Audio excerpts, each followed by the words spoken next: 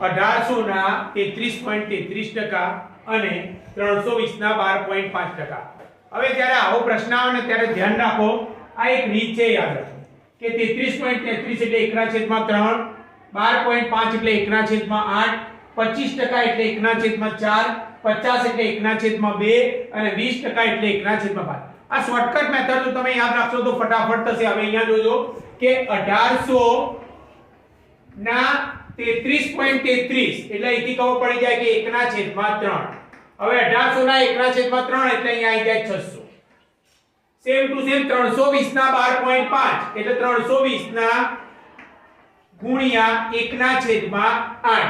હવે અહીંયા ખબર પડી જાય 8 ચોક 32 એટલે અહીંયા આયા 40. એનો મતલબ એ કે અહીંયા આયા 40.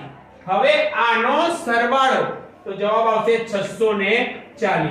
એટલે કે આપણો જવાબ આવશે જવાબ બી 640. Thank you.